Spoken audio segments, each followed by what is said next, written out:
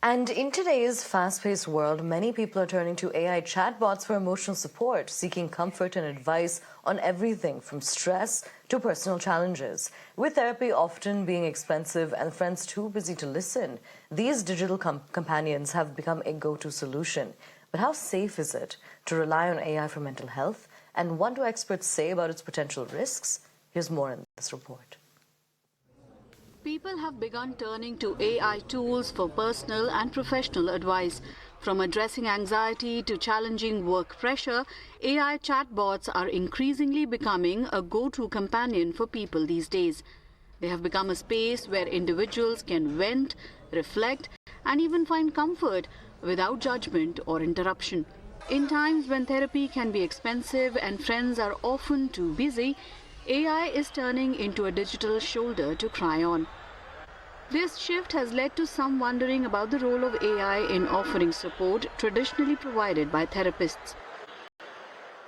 AI is advanced, but not to the fully extent as we humans are, especially when it comes to body language. Like now I'm talking to you. See, there's a nod happening on my head. Suppose I just talk like this without moving my body or without even moving much of my lips. You will find me very boring. You will not be able to connect with me.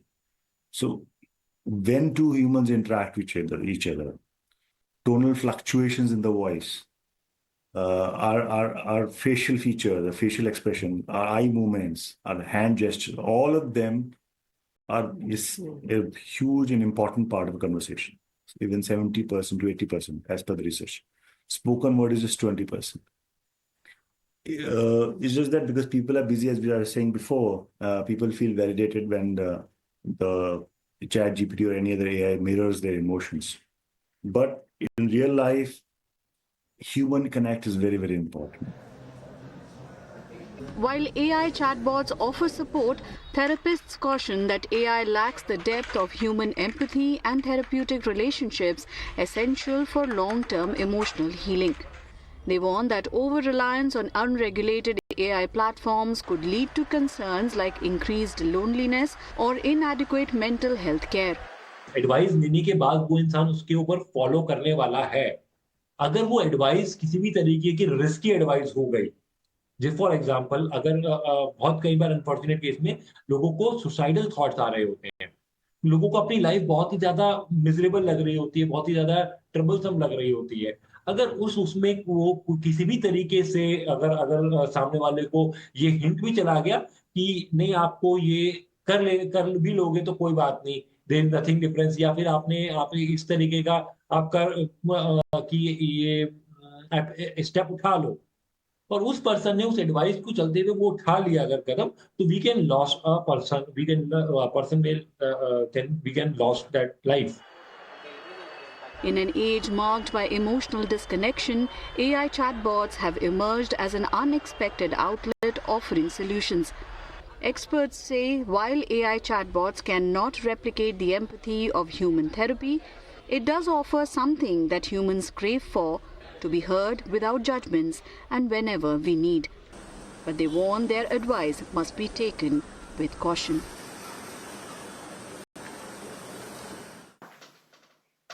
And the digital world is a boon and a bane. While it helps people keep in touch, it also affects sleep cycles.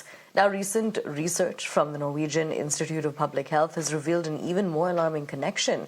Screen time is replacing sleep and significantly increasing the risk of insomnia. Here's a special report for more. If you have ever owned a smartphone, you know how addictive it can be.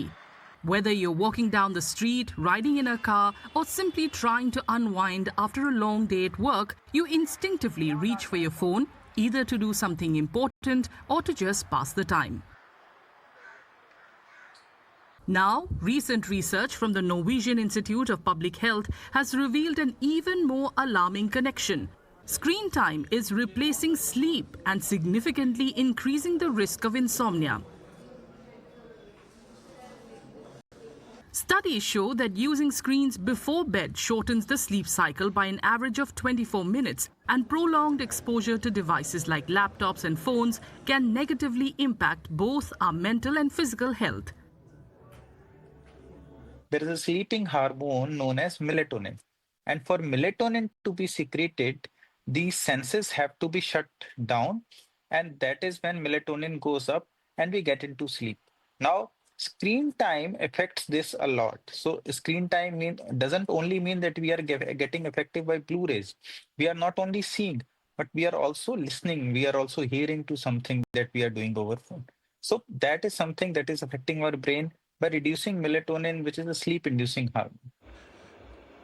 The study found that sleep disruptions are closely linked to mental health, academic performance, and mood, particularly among students. Experts recommend anyone struggling with sleep and wondering if screen time could be a factor should reduce screen activities, ideally to at least 30 to 60 minutes before bedtime.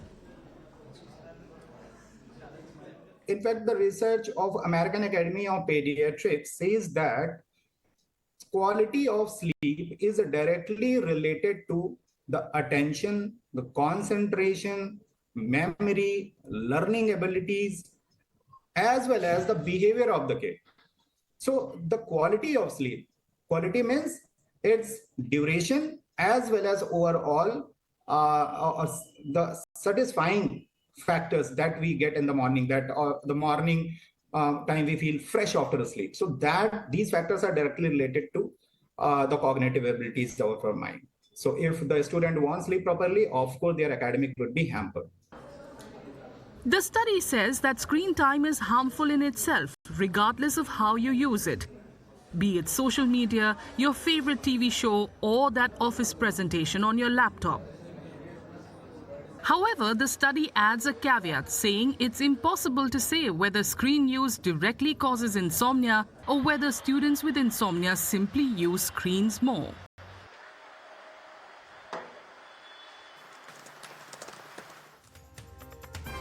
Now with that, it's a wrap, but do stay tuned for more, and thank you so much for watching.